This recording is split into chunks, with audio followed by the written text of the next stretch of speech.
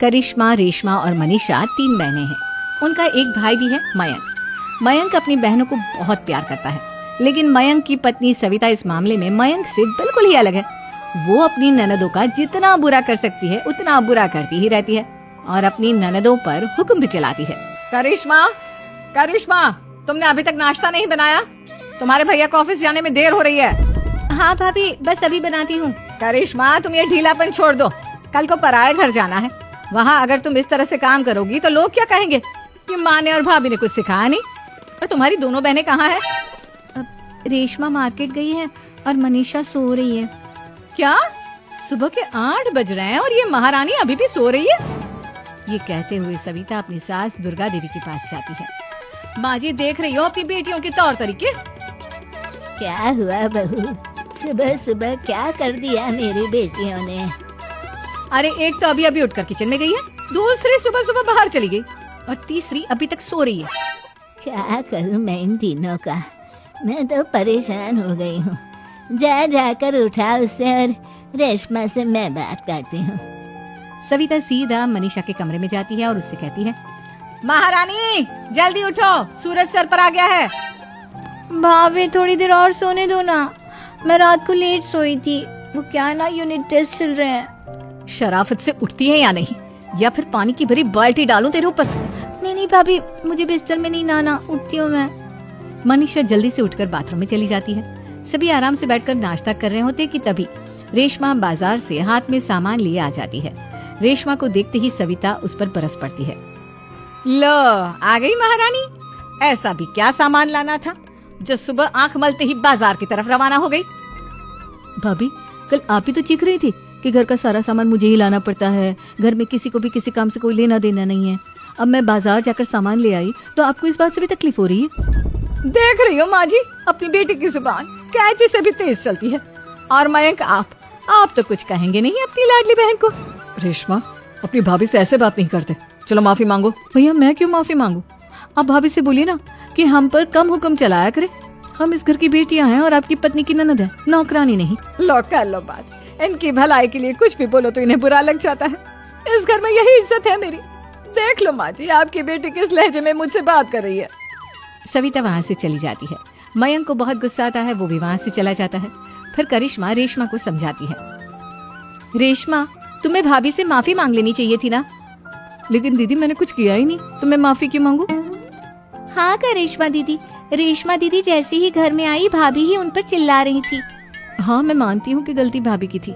मैं तो इसलिए बोल रही हूँ कि भाभी ने माँ को तो पूरी तरह अपने वश में कर लिया है। वो हमारी बात सुनती ही नहीं।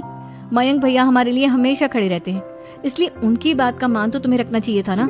कोई फायदा नहीं दीदी, कुछ दिनों की बात और है, भाभी उन्हें भी हमारे खिलाफ भड़का देंगी। फिर वो भी माँ की तरह हमारी किसी बात का विश्वास नहीं करेंगे। इसी तरह सविता अपनी तीनों ननदों को किसी न किसी बात पर परेशान करती रहती थी। एक दिन मयंक अपनी तीनों बहनों के लिए गिफ्ट लाया।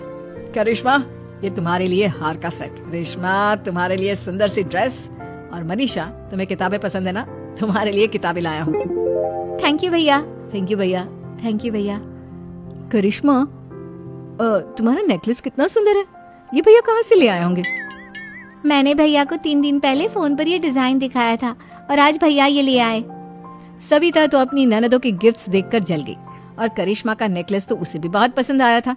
अपनी बहनों के लिए कितना अच्छा नेकलेस लेकर आए हैं, मुझे कभी कोई गिफ्ट नहीं दिया। मैं आज ही ये हार चुरा लूंगी। रात में सविता करिश्मा का हार चुरा लेती है और इसी तरह उसे अपनी ननदों की जो भी चीज अच्छी लगती वो उसे मांगती नहीं, बल्कि रात के अंधेरे में चुरा लेती। इसी तरह दिन बीतते गए और सविता ने मयंक के दिल में भी उसकी बहनों के लिए नफरत पैदा कर दी। एक दिन मयंक ने करिश्मा और रेशमा के लिए रिश्ता देखा और ये बात उसने घर में सबको बताई। माँ, करिश्मा और रेशमा के लिए बहुत अच्छा रिश्ता आया है, वो लोग कल इन्हें देखने आ रहे हैं। आप और सविता मिलकर सारी तैयारी कर लेना। ये सुनकर करिश्मा और रेशमा खुश हो जाती हैं, लेकिन सविता सोचती है, अगर इन दोनों बहनों की शादी हो गई तो घर और बाहर का काम कौन करेगा? मनीषा तो 1 नंबर की कामचोर है, उससे तो किसी बात की उम्मीद लगाना ही बेकार है। मुझे इस शादी को रोकना होगा। अगले दिन सभी लड़के वालों के स्वागत की तैयारी करने में लगे होते हैं। तभी मयंक अपनी बहनों से आकर कहता है, तैयार हो गई तुम दोनों? देखो, दोनों लड़के बहुत अच्छे हैं, मैं कोई कसर नहीं छोड़ना चाहता, इसलिए तुम उनके सामने अच्छे से बिहेव करना और अपनी भाभी से लड़ने मत लग जाना। करिश्मा, तुम वो नेकलेस पहन लो ना जो मैं तुम्हारे लिए लाया था। भैया मैं बहुत देर से वो नेकलेस ढूंढ रही हूँ, लेकिन मुझे मिल ही नहीं रहा। क्या तुमने नेकलेस खो दिया? तुम्हें पता भी है वो कितना महंगा था? तुम कोई काम ढंग से नहीं कर सकती। मयंक गुस्से में वहां से चला जाता है। थोड़ी देर बाद लड़के वाले भी आ जाते हैं। वो दोनों बहनों को पसंद कर लेते हैं और रिश्ता पक्का हो जाता है। लेकिन सविता के दिमाग में तो कुछ और ही खिचड़ी पक रही थी। वो पंडित जी के पास करिश्मा की कुंडली लेकर जाती है और उन्हें पैसे देकर करिश्मा की कुंडली बदलवा देती है। जब लड़के वालों के पास करिश्मा की कुंडली जाती है तो वो दुर्गा को फोन करते हैं। बहन जी, हमने करिश्मा की कुंडली अपने पंडित जी को दिखाई थी। आपकी बेटी की कुंडली नहीं बल्कि दोषों का पिटारा है। देखिए, मैं और मेरे पति इन सब बातों में बहुत विश्वास करते हैं, इसलिए हम आपकी बेटी से अपने बेटे की शादी नहीं करा सकते। इस तरह करिश्मा का रिश्ता टूट जाता है और सभी घर वालों को बहुत दुख होता है। अब कविता सोचती है, चलो करिश्मा का तो रिश्ता टूट गया, अब रेशमा का भी रिश्ता तोड़ना है। क्या करूं क्या करूं? अब सविता आवाज बदलकर किसी अननोन नंबर से रेशमा के होने वाले ससुराल में फोन करती है। हेलो, मैं कौन हूँ कौन नहीं ये आपके लिए जानना जरूरी नहीं। बस इतना सुन लो कि रेशमा का 2 साल से किसी के साथ अफेयर चल रहा है। बस रेशमा का रिश्ता तोड़वाने के लिए सविता का इतना कहना काफी था। अब रेशमा का भी रिश्ता टूट गया। मयंक और दुर्गा देवी ने रेशमा को खूब खरी खोटी सुनाई और उससे बार बार उस लड़के के बारे में पूछने लगे। आप दोनों मुझे क्यों परेशान कर रहे हो? अरे कोई लड़का होगा मेरी लाइफ में तो मैं बताऊंगी ना। जब कोई है ही नहीं तो कहाँ से लाऊं मैं कोई लड़का? तो तेरे होने वाले ससुराल वालों को फोन किसने किया था? माँ मैं नहीं जानती किसने फोन किया था, मैं सच कह रही हूँ। मैं तो पहले ही कह रही थी इसकी लगाम खींच कर रखो, लेकिन मेरी सुनता ही कौन है। अब चुप रहिए भाभी, ये सब आपका ही किया धरा है।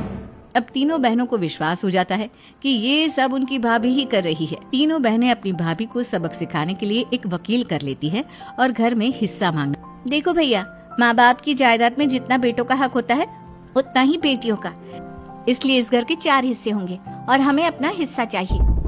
मैंने तुम्हारे लिए क्या क्या नहीं किया और तुम इस घर में हिस्सा मांग रही हो? भैया, आप और माँ हम बहनों की कोई बात नहीं सुनते हो और भाभी हमारी शादी नहीं होने देगी क्योंकि उन्हें लगता है कि आप हमारी शादी में ज्यादा पैसा लगाओगे और उन्हें हम जैसी फ्री की नौकरानी कहाँ मिलेगी। तो हम भाभी के साथ तो रह नहीं सकते, हम बहनों को अपना हिस्सा चाहिए। अरे तुम्हें शर्म आनी चाहिए अपने भाभी पर ऐसा इल्जाम लगाते हुए। वो तुम्हारे बारे में कितना सोचती है। हाँ माँ, भाभी हमारे बारे में बहुत सोचती है। दिन रात बस यही सोचती रहती है कि किस तरह से अपनी तीनों ननदों को परेशान करूं और कभी मुझे पढ़ने भी नहीं देती। दोनों बहनों का रिश्ता भी तो इन्होंने ही तोड़वाया है और रात में हमारे कमरे में आकर हमारी चीजें भी चुराती हैं। इसी तरह सविता की तीनों ननदें अपनी बात पर अड़ी रही। अब कोर्ट में तारीख भी शुरू हो गई। जब सविता को लगा कि उसकी तीनों ननद इतनी आसानी से नहीं मानने वाली, तो उसने अपने पति और सास को सारी सच्चाई बता दी और अपनी तीनों ननद से माफी मांगी। मयंक और दुर्गा को भी अपनी गलती का एहसास हो गया। अब सविता खुद करिश्मा और रेशमा के लिए अच्छा रिश्ता ढूंढती है और उनकी शादी करवाती है।